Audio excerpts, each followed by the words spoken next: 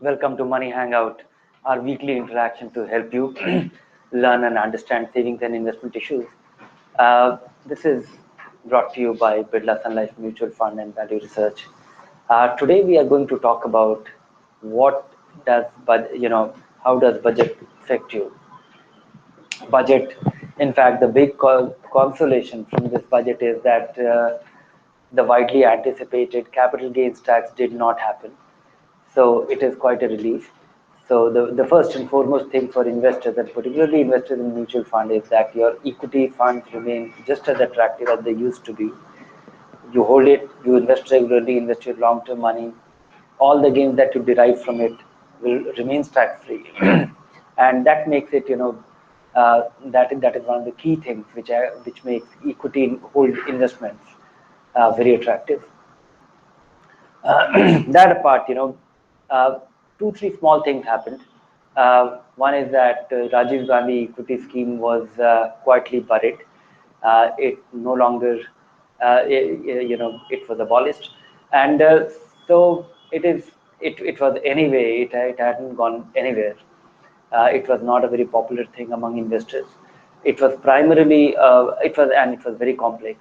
You must have an investment, income of less than 12 lakh rupees. You should not have a demat account. You are investing in, you're making the investment for the first time. You can make that investment only for the first 3 years, and you will get a 50% rebate, 50,000 rupees maximum investment. So that these were actually the problems.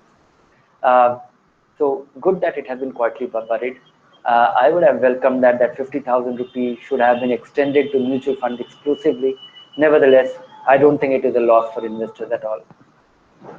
That apart, the smallest thing that happened, which affects large number of savers, particularly all taxpayers, is that 12,500 rupee relief in the lowest tax bracket, which affects all other brackets as well. Reduction in the tax rate from 10% to 5% for income below 5 lakh rupees. That I think is going to affect everyone. So effectively, everybody has got a little bit of money, little over 1,000 rupee every month to cheer about. Other areas which the budget emphasized, which affects all of us, is that after demonetization, the government is not going to be laid back on black money. It continues its effort to carry on the pressure. Cash payment limit of 3 lakh rupees for businesses. That I think otherwise it will not be an allowed expense.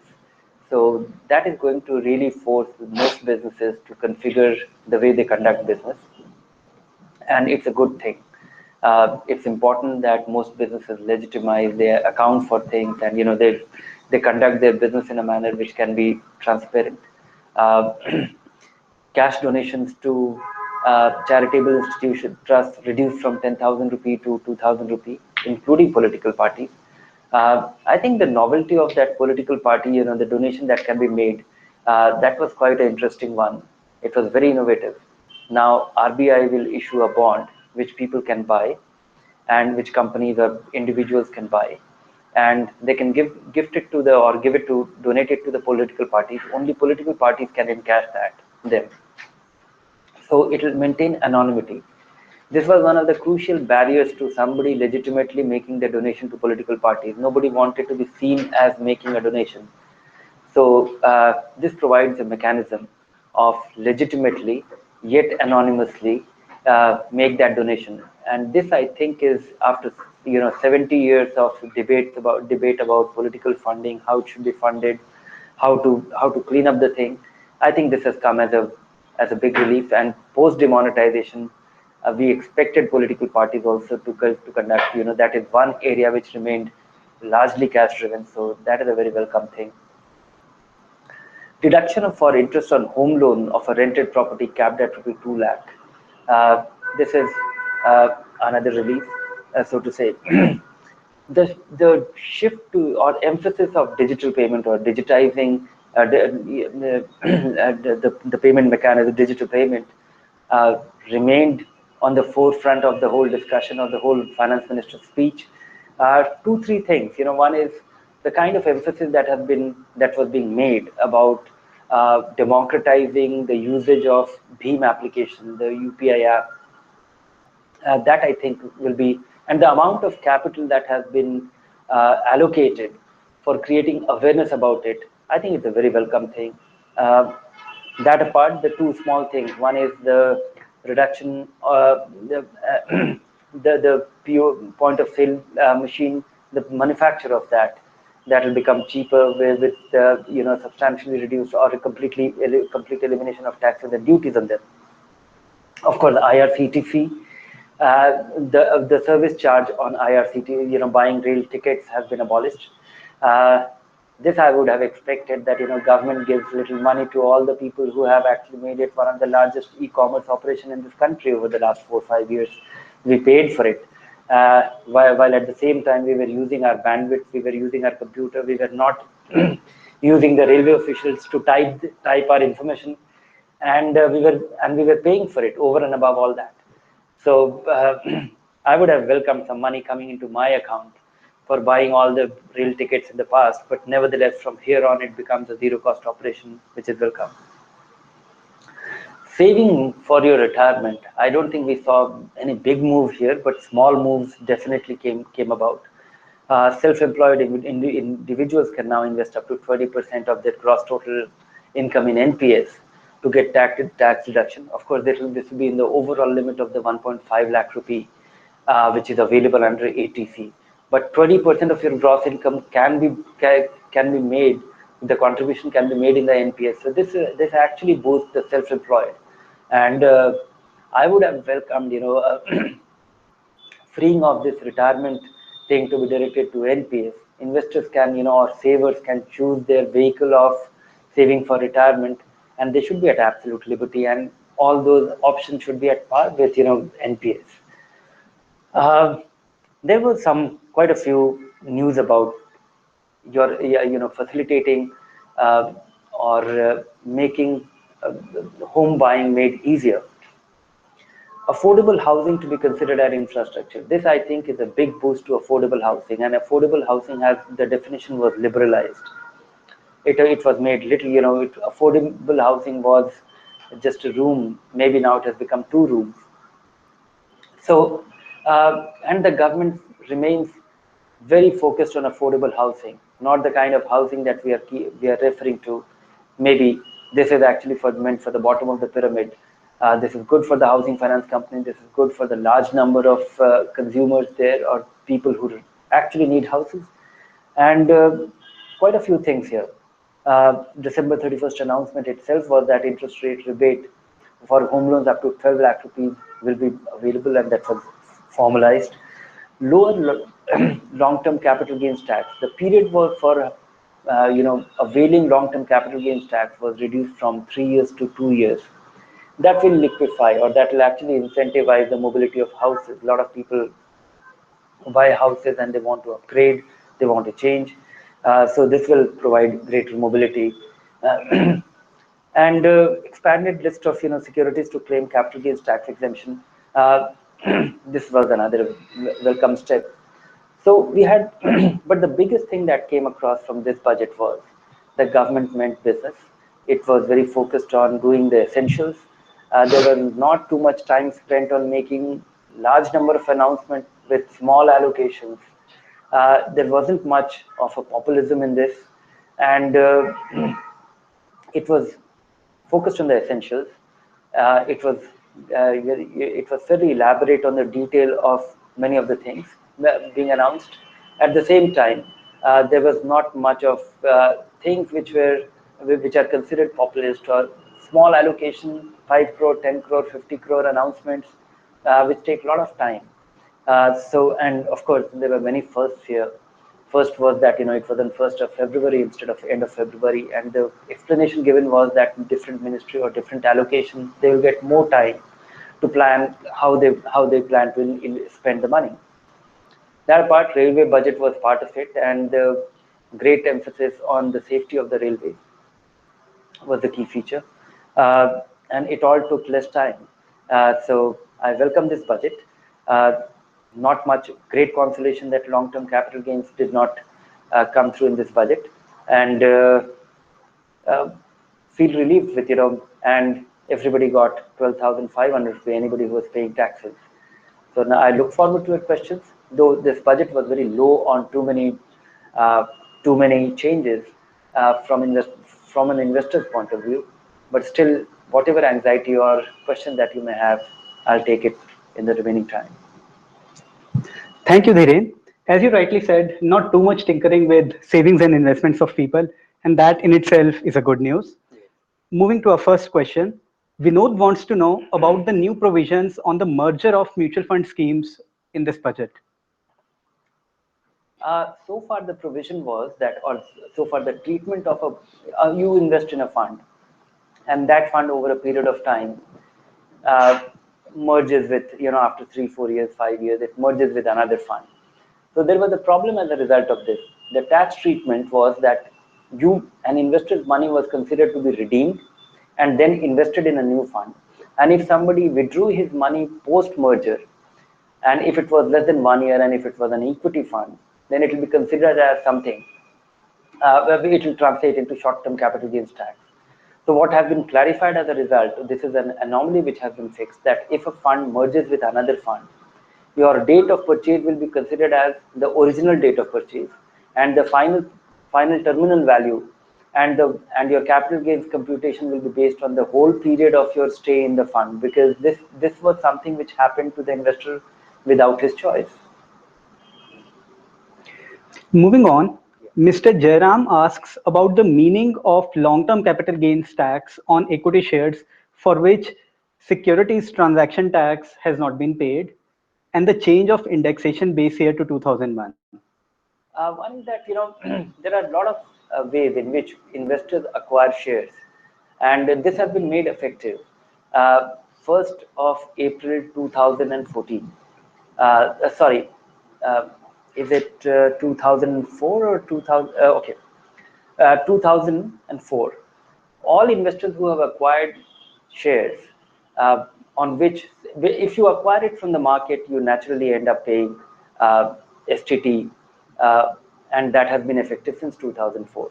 But after that, if you have derived shares in the form of either an ESOP or an IPO, so on all those shares on which the STT was not paid, you will be not entitled for tax-free gains, which means that your money will be you will be considered as a long-term capital asset. You will be liable for capital gains tax post indexation. But I don't know. They still have to come up with a clarification that whether it will pertain to what happens to the investment before that. I hope that that remains tax free, because that was something which all investors, there was no STT before that. So only for these situations where if you have acquired acquisition of shares resulting from bonus shares, or issuance of bonus shares from by the company, or ESOPs, or new issuance directly to the promoters, they will be affected. It will not be a tax-free gain for them.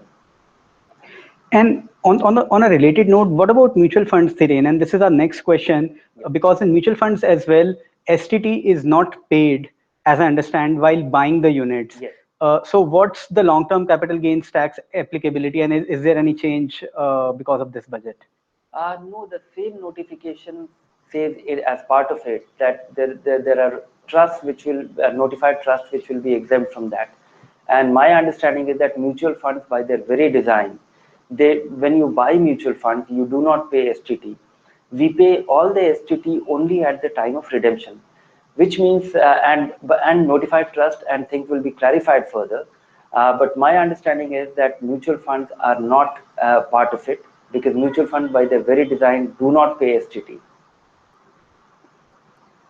Next up, and indeed on a related note again, Neeraj wants to know the tax treatment on mutual funds and stocks received as gifts for which STT is not paid. Uh, Receipt of a gift, it will be entirely governed by the Gift Tax Act. And so if the gift is coming from the siblings, or parents, or the children, then it's exempt from gift tax. Otherwise, it is liable for gift tax. So gift tax is a different story altogether. Uh, Besides that, I don't think the the STT was paid when whosoever is gifting that on that security it was paid. So you will be subject to two things. I don't think if STT was paid on the security which has been gifted to you, I don't think you have to bother. You will be only be subject to the gift tax.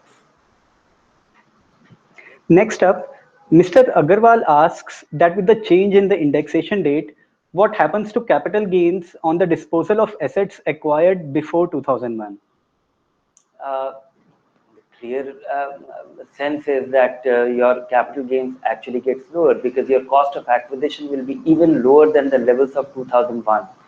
So your capital gains liability comes down further because the result of any cost of acquisition prior to 2001 will be at lower levels than as in 2001. So your capital gains liability as a result of this change in the base year for indexation reduces your long-term capital gains liability.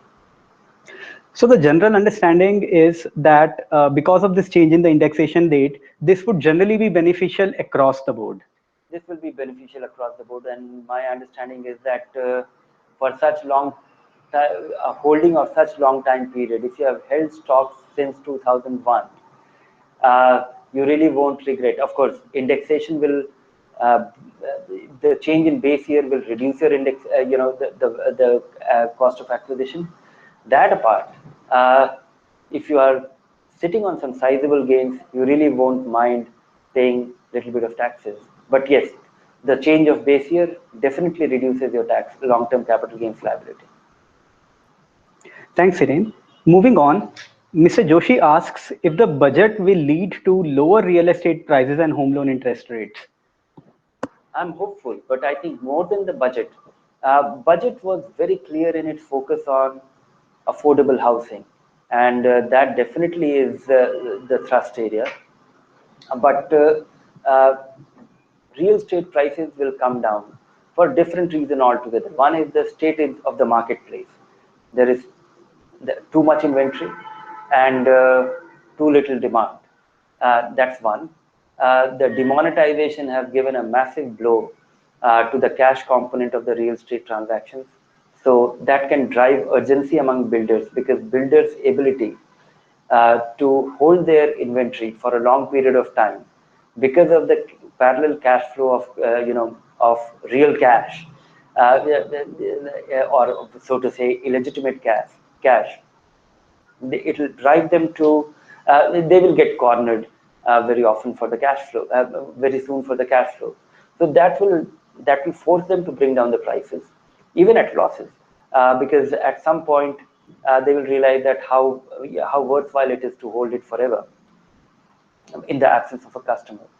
Then comes, I think, the real estate prices. The secondary market is a completely different story altogether. I was only referring to the primary market, where new developments taking place, new construction happening.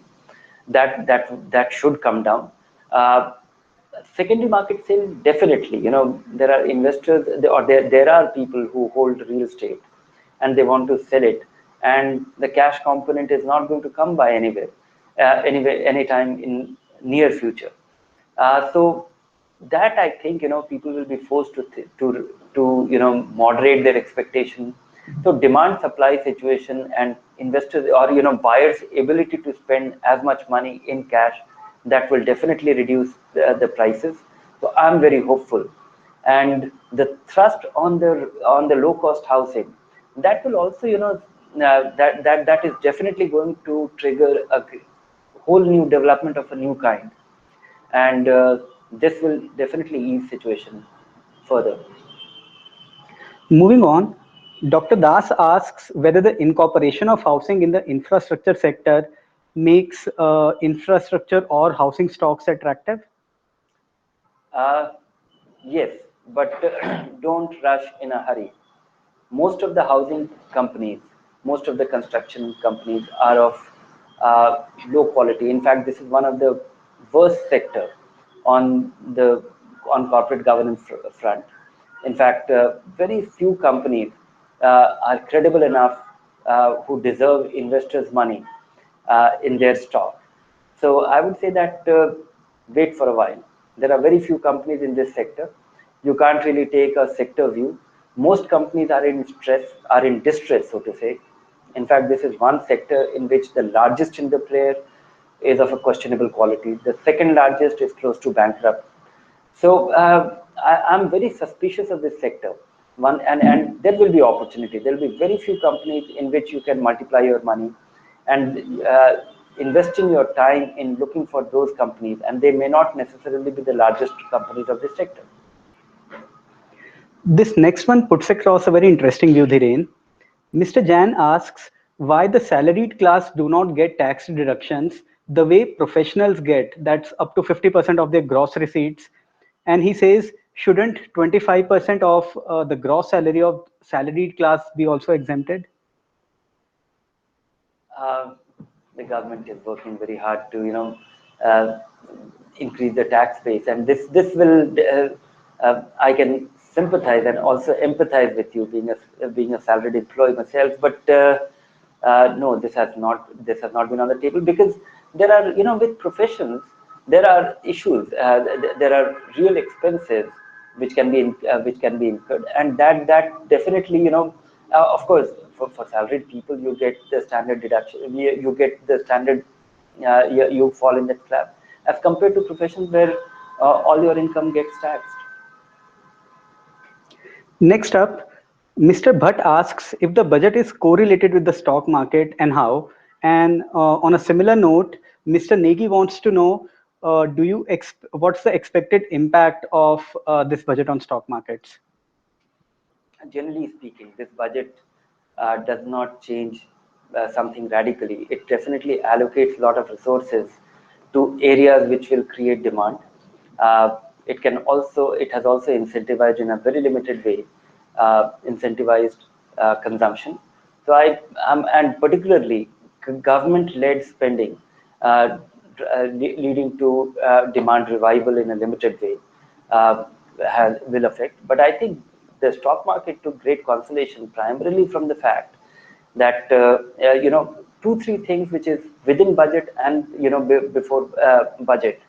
Demonetization has attracted a lot of, has driven a lot of money into the bank, and now that money is gradually, if you look at it, the FIIs have been pulling money out, but the domestic investors have been investing money, and in a fairly sustained way.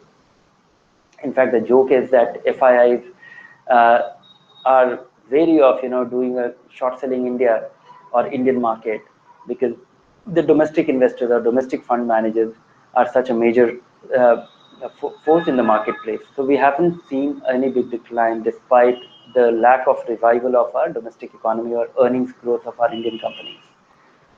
That part, I think, there was nothing negative about the budget. The budget was definitely not populist. Then government seems very balanced with its spending approach to spending, the fiscal deficit in control, or working on the target. It was very conservative. So I would say that, everything remains positive for the, and so much money coming into the banking system, which will gradually find its way into the market even in a limited way, can reasonably counterbalance the kind of dominance we have seen from the foreign investors.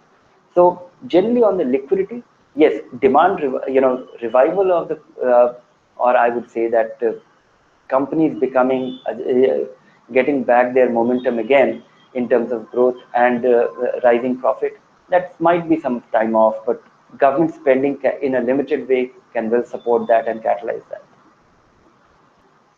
Moving on, Nivas asks if there is any good news for distributors of mutual funds as well from this budget. Uh, there's no specific good news, but the absence of any bad news is the good news. And I think the bigger good news came for distributors only from a pre-budget, which was demonetization. The biggest problem we have, and in fact, demonetization, uh, the curb on cash itself is a huge incentive or a huge opportunity created for the distributor, because earlier, whenever I have come across investors, I'll ask them, either they have blocked all their money in real estate, real estate as an investment or avenue coming down or on relative attractiveness, that I think is a big news, because that was a big chunk for most savers, which will find its way into real estate. The deep belief in real estate, that I think is a big news.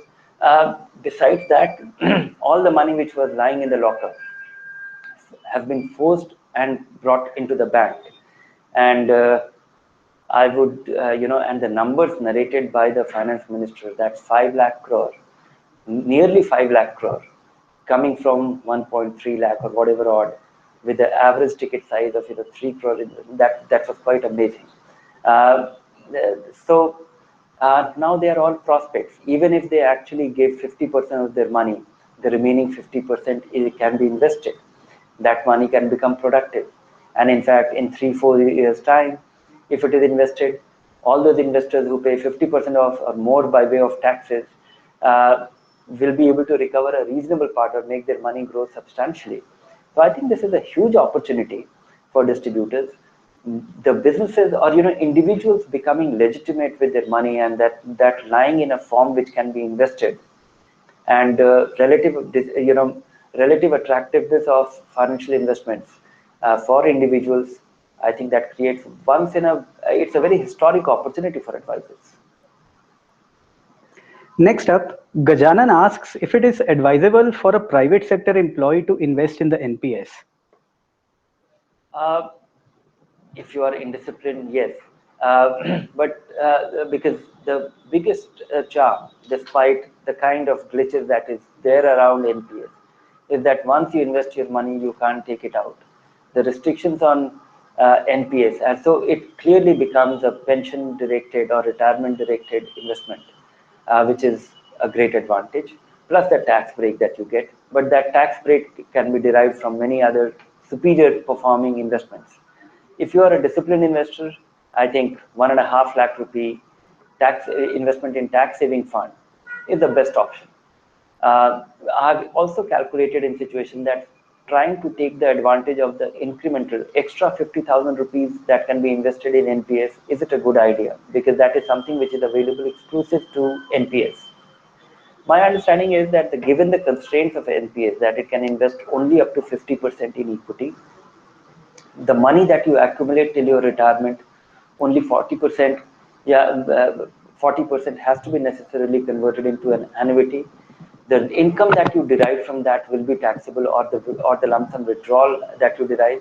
Compare that, if I compare 50,000 rupees investment in NPS every year for 10, 15 or 20 years, as compared to 35,000 rupee investment in a tax saving fund, or even or an equity fund, and you take and if you happen to be in the 30% tax bracket, you will still be much better off, because your money will grow. Your money will grow faster because all the money will be equity. Long-term money should be in equity as much as possible, and you will be at absolute liberty to do whatever you want to do with that money. There will be no constraints, and if you are disciplined, and if you are a believer of inequity, you can do without NPS. Else, go for NPS. Moving on, Mr. Bose asks if a US citizen with an OCI card can invest in Indian mutual funds. And further on, he wants to know whether the mutual fund performance that's available on Value Research website is reported net of expense ratios. Yeah, one is that all the performance that you see on Value Research website by funds is net of expenses, because the NAV it is based on net asset value disclosed by the fund every day, and all the performance is based on that net asset value. So all returns are net of expenses. You are not levied any expense over and above what you see there. That apart, yeah, OCI card holders from US can invest in Indian funds, but they have to comply with the FATCA rules, which means the Indian fund in which you will invest, you will have to disclose your tax domicile, and that tax domicile information provided by you will be shared by the US tax IRS. So be wary of that. If you are a US citizen, invest in Indian funds and disclose all these investments. You can't keep it private. Thanks for answering the questions Thank for our you. viewers, Dhiren. Any closing remarks you'd like to share? I would say that every year we warm up to the budget for some big deal. Stop doing that, because my understanding is that budgets increasingly will become irrelevant.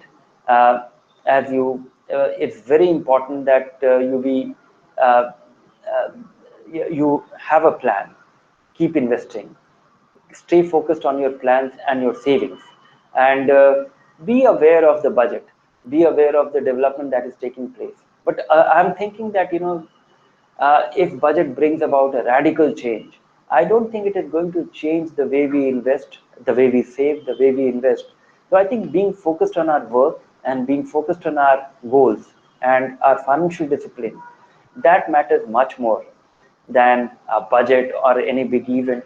So, and of course, this budget is a great consolation that nothing bad happened to us. But even in the worst case scenario, I'm just thinking that assuming that the long-term capital gains was clamped in this budget, should investors worry? They should not. Even after that, equity will remain the best performing asset class, simply because it is, taking part in the ownership. Equity, and if equity does well, I don't think we really mind paying taxes if we are able to grow our money substantially or much better.